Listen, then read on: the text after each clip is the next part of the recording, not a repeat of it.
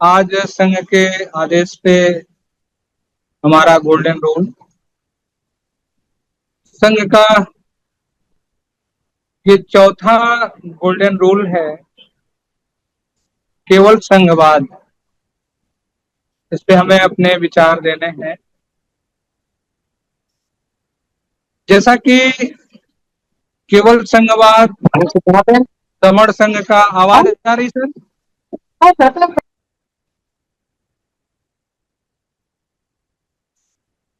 Sir आवाज आ रही ना सर? सर आ रही है, क्लियर आवाज, बोलिए। ठीक ठीक ठीक। समण संघ, समण लोगों का संघ, ये संघ जो प्राकृतिक तौर पे अपने विचारधारा को, अपनी पहचान को जब ले आता है तो हम एक विनयबद्ध, एक नियमबद्ध, एक ऐसे अनुशासन में अपने आप को पाते हैं जिसमें हमारी एक पहचान, एक प्राकृतिक न्याय, समता, समानता, बंधुता, भाईचारा के ऐसे सभ्यताई जीवन की तरफ चिन्हित करता है, पहचान कराता है, जो दुनिया में इसी की सबसे ज्यादा अहमियत होती है। संघ हमारा पुरातन है। इस पुरातन संघ की अपने कुछ विनय हैं जो 10 गोल्डन विनय के रूप में जाने जाते हैं। इस 10 विनय में जो हमारा पहला विनय है केवल समण, तो हम वो केवल समण लोग हैं जिनका संघ है। हम केवल समण लोग वो हैं जो समता, समानता, बंधुता, भाईचारा में जीवन यापन करने वाले लोग, केवल समण है हम। इसमें विपरीत विचारधारा के, विपरीत मन वाले के, विपरीत जीवन शैली वाले की जगह नहीं है, कोई स्थान नहीं। ये सिर्फ समता में रहने वाले समण लोगों का संघ है। दूसरा हमारा विनय है चंदा कभी नहीं। एक बड़ा महत्वपूर्ण गोल्डन रूल है, चंदा कभी नहीं। देखा गया कि इस चंदे ने बड़ा ही समाज में विघटन पैदा किया। चंदे ने जो हमारा सोच समझ बिगाड़ा, जो हमारे संघ में एक अलग तरह के बंटवारे की स्थिति लाके खड़ा किया, तो इस चंदे की बीमारी को संघ पूरी तरह से दूर कर देता है कि हम संघ में कभी कोई चंदे की बात नहीं करेंगे, कभी कोई चंदे जैसी कोई विचारधारा को नहीं अपनाएंगे। हमारा जो भी कार्य होगा अपना, अपनी चर्चा, अपना खर्चा, यानी जो भी कार्य करेंगे हम समण लोग समणों के लिए करेंगे, अपने लिए करेंगे। तो हमारी बात हमारे खर्चे से होगी, न कि किसी पराये चंदे से होगी। तो चंदा कभी नहीं की बात है, गोल्डन रूल है हमारा। अगला गोल्डन रूल हमारा है जाति अभ्यास कभी नहीं। बड़ा महत्वपूर्ण है, जाति अभ्यास कभी नहीं। इस जाति अभ्यास ने हमें बड़ा तोड़ा है, बड़ा बांटा है, बड़ा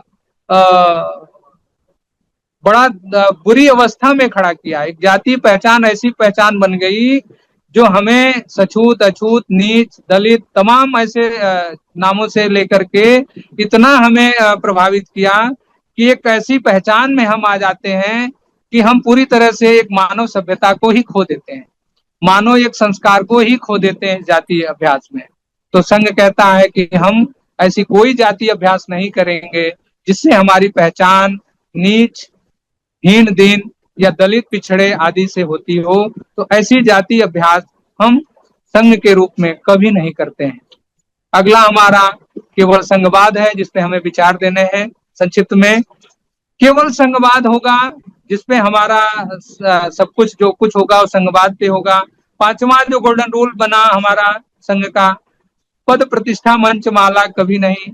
यानी जो हमारे बीच में एक स्थिति उत्पन्न हो जाती है कि लोग प्रतिष्ठित होने लगते हैं, अपने आप को श्रेष्ठ घोषित करने लगते हैं, लोग पद के लोभी हो जाते हैं, मंच के लोभी हो जाते हैं, माला पहनने के शौकीन हो जाते हैं। तो ऐसे कोई भी हमारे अंदर इक्वलिटी की दृष्टि से ऐसी कोई विशेषता नहीं दी जाती है कि जिसमें पद हो, विशेष पद पे हासिल पद ग्रहण करे, या प्रतिष्ठा को हासिल करे, या किसी मंच विशेष को हासिल करे, या किसी मंच माला बैच के रूप में अपने आप को चिन्हित करे। तो ऐसे किसी भी चीज को संघ स्वीकृति नहीं देता है।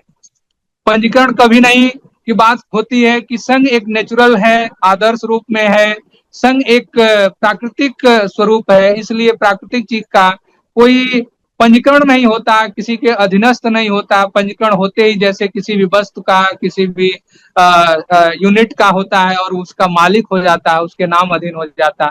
तो संघ ऐसा किसी नाम के रूप में नहीं चिन्हित होता है। संघ एक प्राकृतिक है, संघ लोगों का है, लोगों द्वारा चलता है। तो पंजीकरण कभी नहीं, संघ अपने आप को कभी पंजीकृत या किसी संक्षिप्त दायरे में अपने आप को सिमटता नहीं है। संघादिशेष सबसे ऊपर, संघ का जो भी आदेश है वो संघादिशेष है, संघ के लोगों के द्वारा है, वही हमारा सबसे ऊपर आदेश है, वही हमारा नेतृत्व करता है, उसे ही हमें स्वीकार करना होता है। आठवां, हमारा संघ राजनीति में कभी नहीं जाएगा, क्योंकि एक समस्या राजनीति से भी उत्पन्न होती है कि हम अगर राजनीति करेंगे तो संघ का जो तमाम स्वरूप है, जो तमाम नियम है, इसमें आड़े आते हैं। इसीलिए हम संघ एक आदर्श रूप में विद्यमान रहेंगे।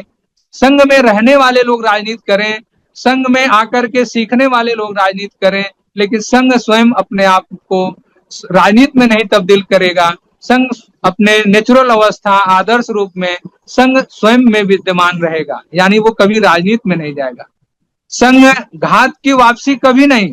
संघ कोई भी घात हो, जीवन के उस पड़ाव में हम घात को बड़ा अहितकर मानते हैं कि कोई भी घात हमारे लिए नुकसानदेह होता है, हमारे लिए पीड़ादायक होता है। तो संघ की में कोई भी घात अगर होता है तो ये घात संघ घात के रूप में जाना जाता है, और ऐसे घातियों का संघ में कोई स्थान नहीं बनता है। इसलिए उनका बहिर्गमन करना, उनको वापस न लेना एक संघ का गोल्डन रूल है, नियम है। तो संघ घातक की संघ में वापसी कभी नहीं होती है। और लास्ट में उपरोक्त 9 विनय संघ का आधार है, ये न कभी बदले जाएंगे, न कभी खत्म किए जाएंगे, न कभी अमान्य किए जाएंगे। तो हम इस 10 गोल्डन रूल के तौर पे संघ को जानते समझते हैं। संघ में इसी के आधार पे हम अपना विशाल संघ की कल्पना करते हैं, परिकल्पना करते हैं और आगे का विस्तार करते हैं। जैसा कि केवल संघवाद आज का गोल्डन रूल चौथा है। संघ समणों का संघ, जैसा कि नाम से ही हम जानते हैं, पता चलता है कि ये समण लोगों का संघ है। ये पुरातन समय से चलने वाला संघ है। ये हम लोग संग रहने से संघ का निर्माण हुआ। ये जीवन के किसी भी क्षेत्र में आप देखें, चाहे मानव समूह में देखें, चाहे जीवन प्राणियों के अन्य समूह में देखें, पशु पक्षियों के रूप में देखें, तो जो भी पशु पक्षी, जो भी प्राणी संघ के रूप में अपने आप को ले आते हैं, वो निश्चित तौर पे सुरक्षित और विकसित प्रजाति के रूप में देखे जाते हैं। उनका विघटन कम होता है, उनका पलायन कम होता है, उनका निर्मूलन कम होता है। वो अपने आप को संघ में विशेष रूप से अपने को बना करके चलते हैं। विशेषता के तौर पे अगर हम देखें, संघ जब हमारा बना, जब हम अपने जंगली जीवन से, जब हम सभ्यताई जीवन में प्रवेश करते हैं। सभ्यताई जीवन तभी से शुरू होता है जब हम एक दूसरे से जुड़ जाते हैं, एक दूसरे के साथ हो जाते हैं, संघ में आ जाते हैं और संघ की परिकल्पना में आगे बढ़ते हैं। तो देखते हैं कि हम सभ्यताई जीवन में बहुत कुछ हासिल करने लगते हैं। हम सभ्यताई जीवन में आते ही, संघ में आते ही, संघ के रूप में अपने आप को विकसित करते ही हम एक सभ्यता का रूप ले लेते हैं। और हमारा तो इतिहास ही एक बड़ा सुनहरा है कि हम जब सभ्यता में आए, मानवीय सभ्यता में आए, संघ की सभ्यता में आए, तो हमने बड़े बड़े नगर बसाए, हमने बड़े बड़े विश्वविद्यालय बनाए, हमने बड़े बड़े ऐसे जीवन के पड़ावों में, ऐसे जगहों पे भी जीवन आसान कर लिया, जो चाहे वो पहाड़ हो, कंदराएं हो, हर जगह हम जीवन को एक आसान रूप में देखते हैं, क्योंकि हम संघ में आते हैं। और जैसे ही संघ में आते हैं, हम हर क्षेत्र में मजबूती के तौर पे उभरते हुए दिखे जाते हैं।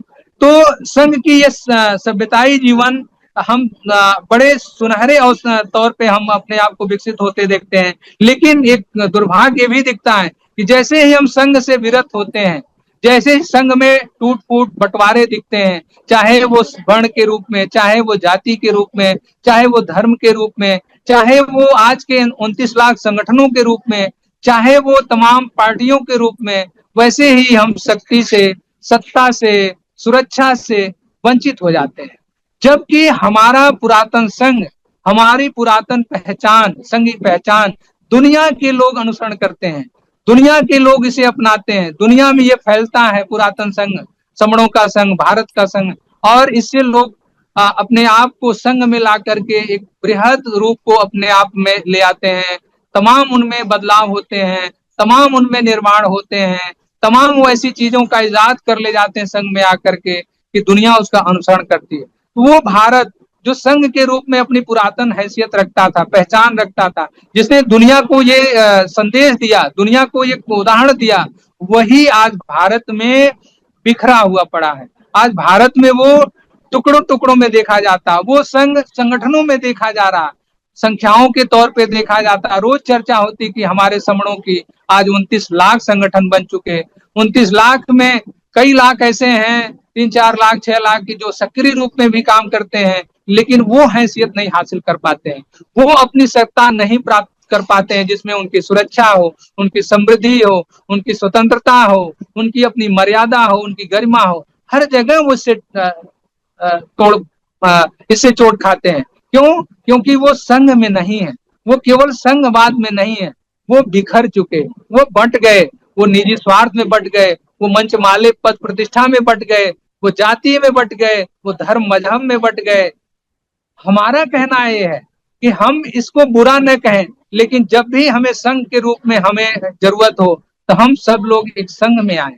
हम उदाहरण के तौर पे देखें, जब भी हमारा कोई भी ऐसा आंदोलन हुआ देश में कि जहां हम संगठनों के बजाय संघ में जुड़ करके आए, संघ के रूप में आप अपने आप को इकट्ठा किया, तो वो कार्य हमारा आसानी से होता दिखा।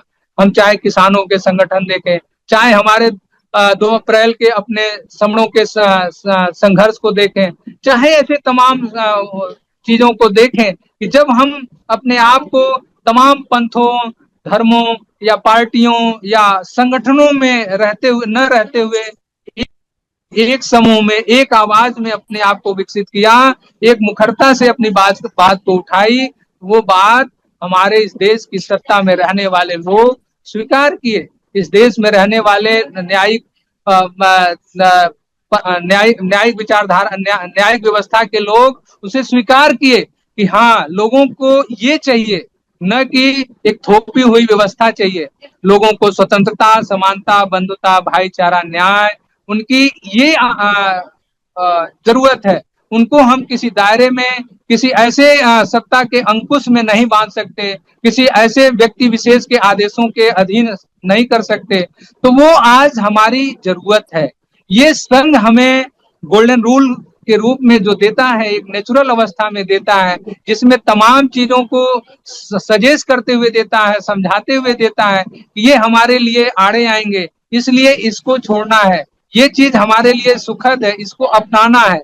तो केवल संघवाद, हमें किसी व्यक्तिवाद के बजाय, किसी एक व्यक्तिवाद के बजाय, किसी एक संगठन के बजाय, किसी एक धर्म के बजाय, किसी पंथ के बजाय, हमें एक अपने समणीय धम्म का, अपने समणीय संघ का, अपने समणीय विचारधारा का स्वरूप लेना है, उसका आदर्श लेना है, जो हम अपने पुरातन में पाते हैं, जो हमारे महासमणों द्वारा दी गई, निर्मित की गई हमारी पहचान थी, हमारी एक बड़ी रिसर्च थी, जो दुनिया के लोग अपनाए, दुनिया के लोग अपना करके उससे अपना सुखमय जीवन यापन किए। तो वो चाहे सोवियत संघ हो, चाहे संयुक्त राष्ट्र संघ हो, हम ये सब संघ के रूप में देखते हैं। चाहे हमारे सामने भारत में ही हमारा नकली संघ हो, आज वो अल्पसंख्यक हो करके भी अपने को बहुसंख्यक बना लेता है, क्योंकि वो सबको एक संघ में यूनिट कर लेता है। वो चाहे धर्म के नाम पे कर ले, चाहे जिस नाम पे कर ले,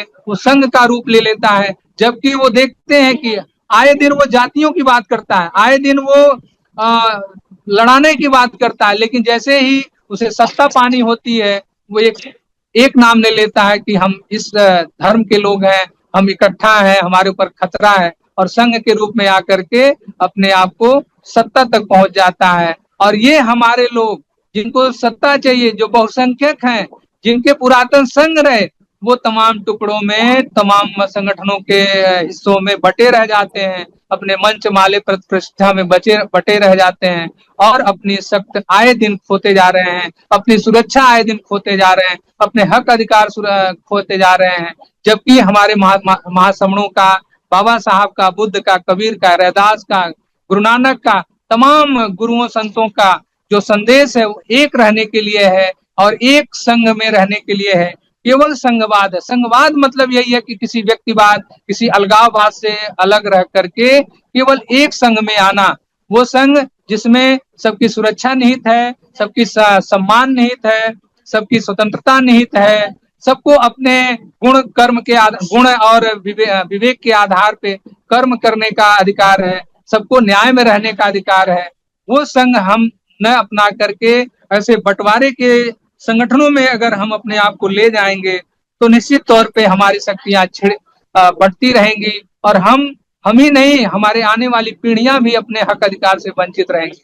तो संघ के इस सुनहरे नियम को, विनय को हम लोग अपनाते हुए इसके सानिध्य में अपने आप को ले जाते हुए, केवल संघवाद में अपने आप को समाहित करते हुए अगर हम चलते हैं, ऐसा कर पाते हैं, अपने लोगों को ऐसा जुड़ने और जोड़ने का कार्य कर पाते हैं, तो निश्चित तौर पे जिस महासमणों की दी हुई समण संस्कृति जो हमसे बिछड़ी हुई है, हमसे अलग हुई है, उसको अपना पाएंगे।